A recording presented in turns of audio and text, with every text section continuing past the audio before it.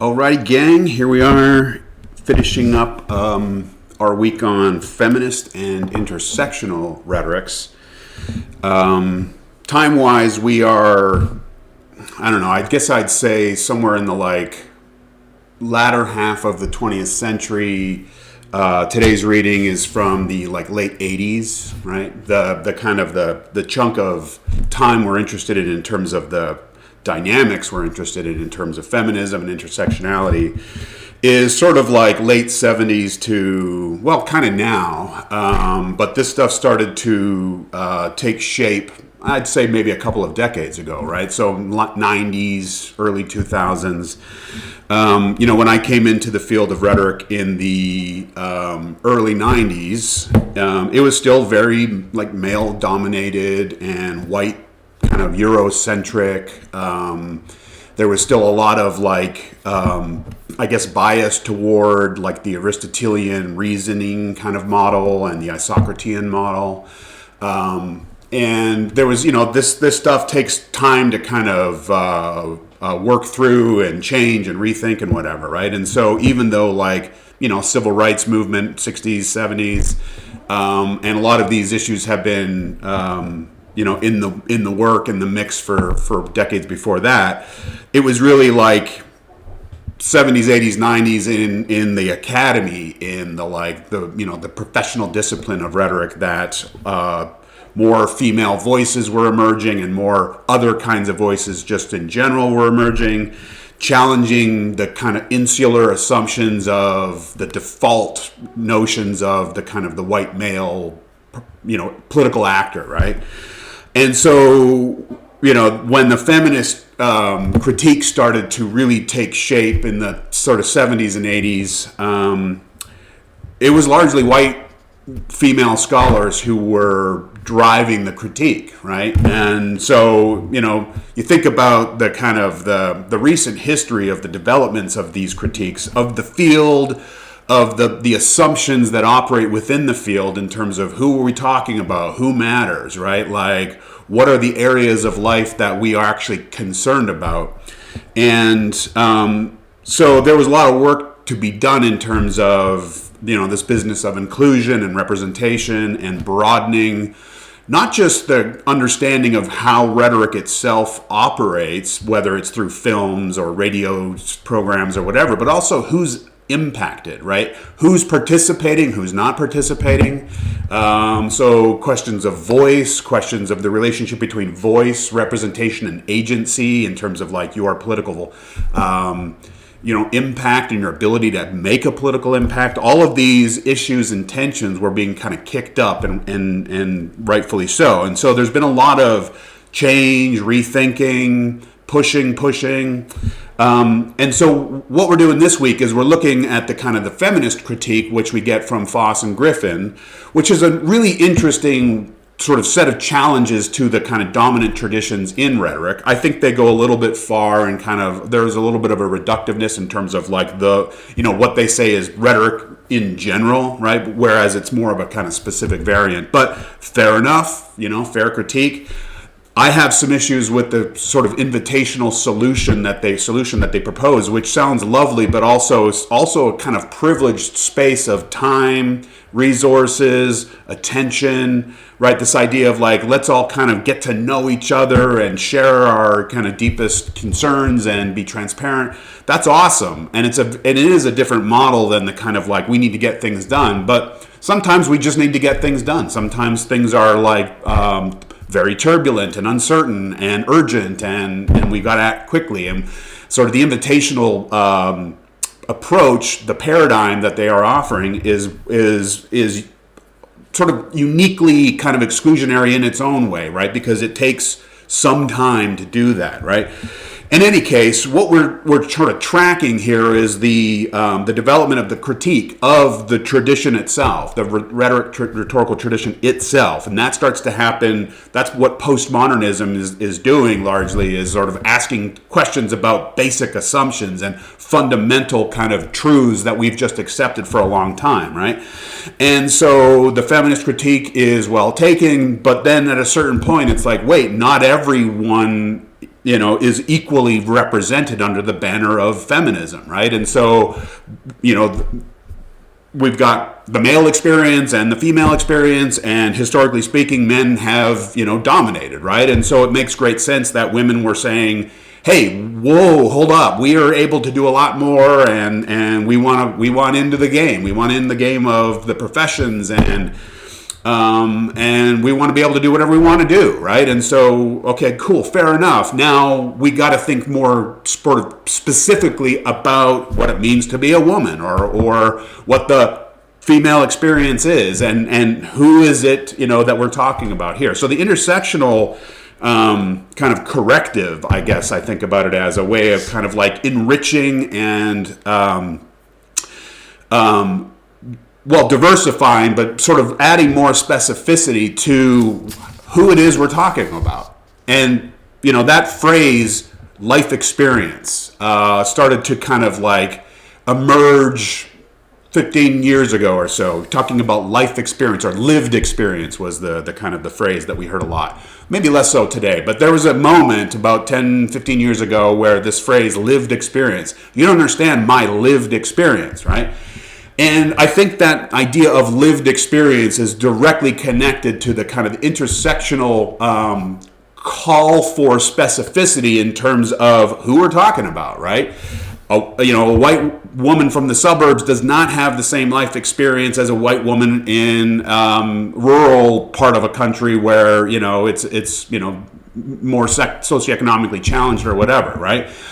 That's true with the white community. That's true with the black community. Asian. There's so much differentiation that we can talk about in terms of these kind of categories, right? And so what's happening with the intersectional kind of moment is, and this comes out of the legal context, is that Ken Crenshaw, I believe, like a legal theorist or legal scholar, was writing about, just from a like very necessary kind of legal angle, like we cannot treat these two entities, these two beings, these two humans the same if they come from very different kind of backgrounds, right? And it even comes down to sort of like class action type concerns, like who's part of this class, right? Class in terms of like a category.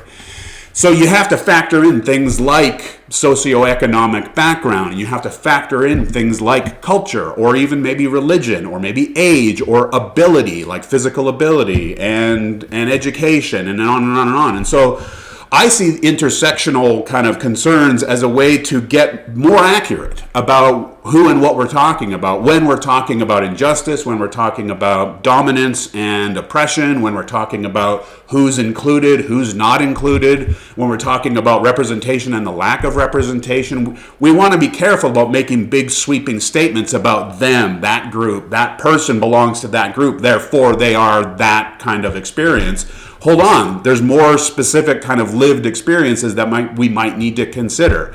So they're kind of like, I think, of bad kind of outcomes from this trend where it's there's this kind of like, I don't know, victim metrics, right? It's like, oh, you are from that category, that means you are a victim more so than someone who comes from that category, right? And so I think the best sort of outcome of intersectionality is again a plea for precision and a plea for understanding the particularities of one's actual kind of lived experiences, right? Because here I am, I'm Canadian.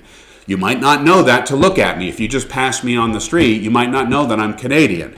And in a weird way, I actually have some of the similar kinds of border experiences as Anzaldua talks about, in terms of the fact that in Canada, most Canadian citizens live in the first like 10% of the territory by the American border. And so most Canadians are kind of border people in the sense that, like, I grew up literally just a couple of hours from the Montana border. And in terms of like media culture, in terms of like when I was growing up, it was sports, it was movies, it was all that kind of stuff. Like so much of it comes from the U.S. And so, it's like I thought of myself as a kind of U.S. adjacent kind of young guy, and I played all the American sports, and I listened to a lot of American music and cultural stuff. And so, but there's always this thing in Canada of like, what does it mean to be Canadian as distinct from the Americans, right? And so there's these questions there too about like, how are we similar? How are we different? Because we share a lot, but we want to be distinct. And obviously we speak more or less the same language, more or less, like we can understand each other. Canadians have more of a kind of English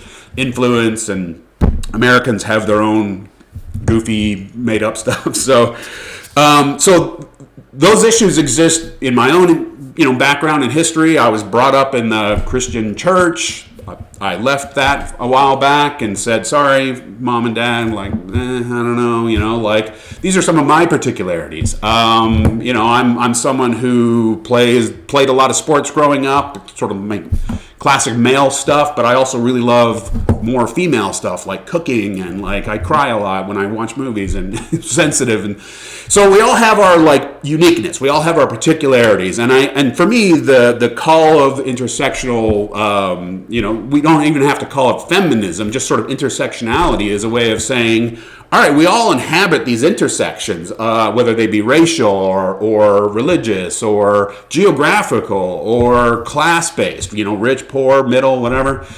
And we all kind of occupy these kind of matrix of different identities, right? And so we move through and we learn codes, and we code switch, when we're in a certain context with our friends versus in another context with our colleagues maybe, or another context with our grandparents, another context with our, old friends from high school, and so on and so on and so on. We travel around, we go to different parts of the world, we code switch, we emphasize different aspects of ourselves, we de-emphasize different aspects of ourselves. We all do this, usually unthinkingly.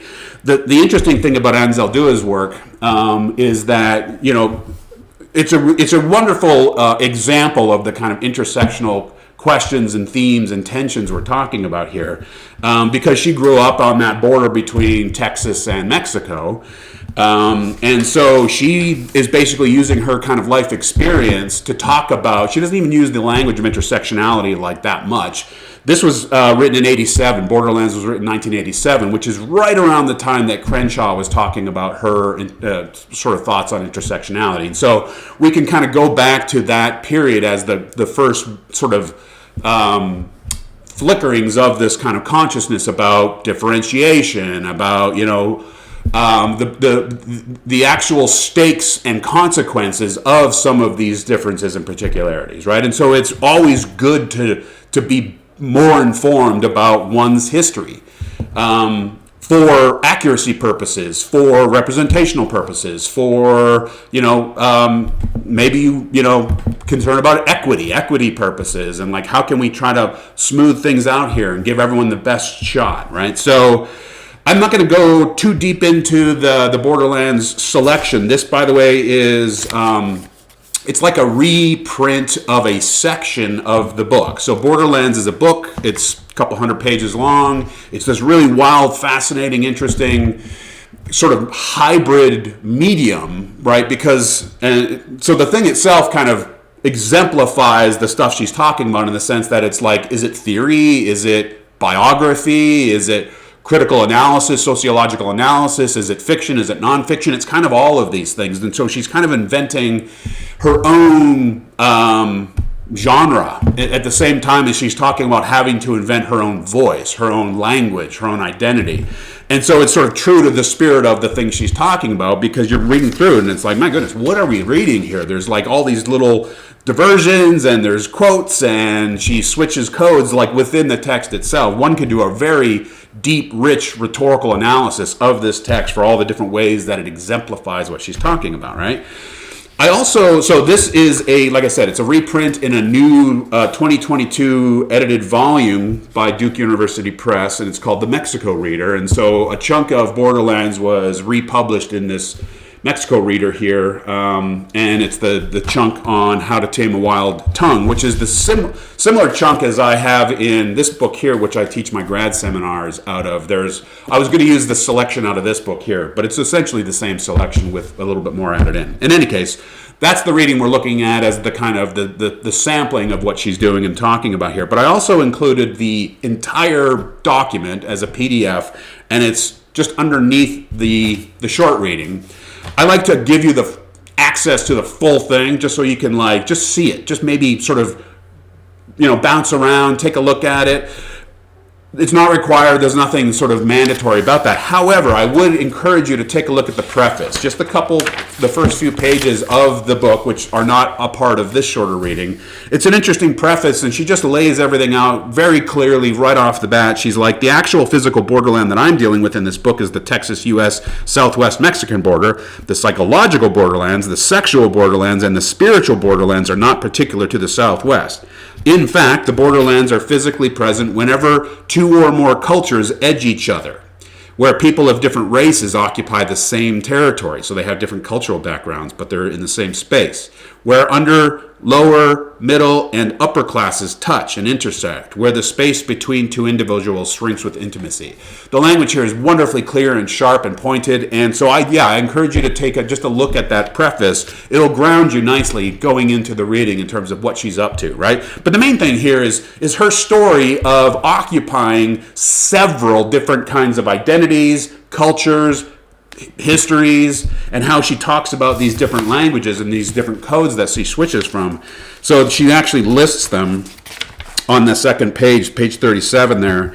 She says, some of the languages that we speak include Standard English, Working Class and Slang English, Standard Spanish, Standard Mexican Spanish, North Mexican Spanish dialect, and we get 2-3 others, right? And she says these are just some of them, right? And so she's someone who has to hold all these different languages in her brain and be ready to kind of move in and out of them at any point. And it probably happens pretty naturally, but imagine all of that like stuff in there that you're always kind of like putting on different costumes, essentially, different hats that you're wearing. You're moving into this space, this context, that context, right? So she sees this as a story of like domination in terms of like not only white American domination, but like Texas domination, but also male domination and the domination of like Spanish culture. And like, how do you navigate all this stuff? How do you find your own, voice? How do you find your own sense of self in the midst of all of this confusing stuff that's coming from out in? It's coming down on you. It's like, this is who you are. This is how you're supposed to talk. You talk this way in school, but you talk this way at home, right? Or this way with your friends, but you go to the mall and now you have to talk that way, and on and on and on, right? So it's a really wild, wonderful story of how she managed to navigate and negotiate all of these different identities and tensions. And it's intersectional, obviously, in the ways that she's passing through all these different kinds of registers and different kinds of zones and different kinds of contexts and situations. And like I said, my own experience growing up in southern Canada is mildly similar to this. The language issue wasn't quite the same. Some of the cultural stuff, cultural touchstones and so on, for me more like religious stuff, more of like geographical. Like I grew up in a small town in Lethbridge, Alberta, and there was cowboys and lots of Mormon stuff going on, and like it's just a really interesting, unique, specific kind of place. And you learn, you just sort of, this is what we all do, is we learn to surf. We surf through these different environments and contexts. Now, the point I wanted to make here, though, is that the stakes are very different for some versus others, right? And that is another important point that goes along with the intersectional kind of analysis or awareness, is this idea that, yes, lived experience does matter because it does kind of shape how we're coming into the world. We could talk about Kenneth Burke here and his ideas on like orientation, trained in capacity, terministic screens and so on, where he talks basically about like how it is that we see and filter the world is very much a product of our own particular social development, training, education, learning, place in the world, right? We all come from somewhere, in some place, through some set of circumstances, right? That shapes how we perceive things. That shapes how we talk. That shapes how we think. But it doesn't necessarily do so absolutely determinatively. We have creative agency. We can mix. We can change, right?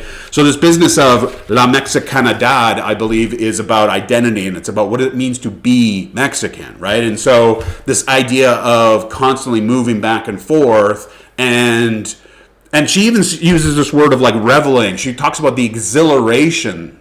I think that's important. You'll notice that in the preface, and she even talks about it in the reading selection here. This idea of like the exhilaration that comes with being in this kind of, I think of it as this kind of patchwork space, right? Where it's all these different kinds of cultural zones that, different kinds of pressures and stakes and opportunities and different ways of thinking, different ways of speaking, different ways of like being forced to speak. And some of them are like free and open and you can sort of invent freely, and others are more rigid and choked off and compressed, and you can't create as freely. But this idea of kind of moving around in space and relying on your own kind of linguistic, creative, frankly, rhetorical abilities. I think of a lot of this as rhetorical invention. It's really cool. It doesn't really get talked about that way very much, but this is about inventing one's own language, essentially. And that she talks about quite a bit. She talks about a secret language, right? And this idea of having something of our own that no one else can kind of cram down our throats. That's important, right? So, she goes through, and by the way, at the end of 39, at the bottom of 39, she says, if you really want to hurt me, talk badly about my language. Ethnic identity is twin skin to linguistic identity. I am my language, right? It's important stuff, right? So all of this linguistic, you should speak this way here, you should speak this way here, like all these kind of commands. Talk this way, don't talk this way. This is right, this is wrong, this is good, this is bad. You can understand how for her it's absolutely imperative to have your own sense of your own language, your own protected thing, because that's what you actually can control and exert some influence and agency and creative license over, right?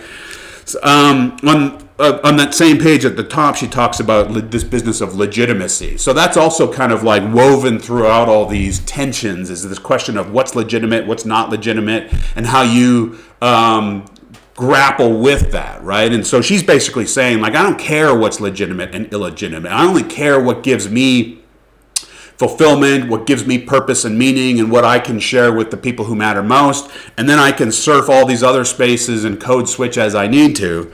But this is the legitimate way to talk, and this is the illegitimate way to talk. Like, I think we're, as good postmodern sort of citizens, we're kind of beyond these ideas, right? That's more of an older hang-up about like good, proper British English versus like bad street English. I think we now understand that there are different kinds of language games that we can all play, and we do play, and that this question of legitimacy is really just an expression of power, institutional power, and who gets to decide who's in and who's out and so on. She also talks about music and books quite a bit. Now, we're coming out of discussion of postmodernity and Brummett's stuff on culture and the realm of culture as the realm of signification and meaning and influence. And she's confirming that, right? It's like the music that I listened to, the books that I read, and maybe the shows that I watched, and the cultural figures that we follow and look up to. All of this stuff matters. So she's again kind of affirming this notion that in this sort of postmodern context, culture matters, meaning matters. She was writing in the 80s and the 90s. In the 80s and the 90s, we talked a lot about language, right? We talk way less about language today. We talk more about images. We talk more about technology, right? But the idea that language, how we talk, is connected to culture, it's connected to identity, it's connected to power, to agency, to creativity. It's important, right? And so how we talk, where we talk, the way we talk, all of these things matter in an important way in terms of cultural analysis of where we're coming from, and again, who's in and who's not in, and who determines, and what are the standards and all that. So I wanted to just sort of follow up the Foss and Griffin reading with something that asks us to think a little bit more specifically and with more nuance in terms of who we're talking about when we're talking about dominant and non-dominant, and who we're talking about when we're talking about margins and centers, and not to be too presumptively white, male or female, or heteronormative, and so on and so on. So this gives rise to, queer theory is not too far behind here, which is again asking us to think much more broadly about possibilities and that question of legitimacy and normality and so on, right? And so this is an important part of this contemporary discussion that we're having these days about all of us wanting to be included, but also wanting to have voice. The fact that we all have social media and we have the ability to kind of actually use our voice, I think has really given like a huge boost to a lot of these kinds of conversations. Maybe some of them go too far in certain directions, but I think that the general kind of thrust of we need to try to be as specific and particular and, again, accurate as we can about the groups we're talking about in terms of assumptions about winners and losers and inclusion and exclusion and so on. So I hope you enjoyed it. I always really enjoy talking about this piece. I think it's wildly creative and important, and it gets at a lot of really key stuff that we're needing to reckon with today still. So hope you enjoyed it, and there we go. And moving on. Thanks, gang.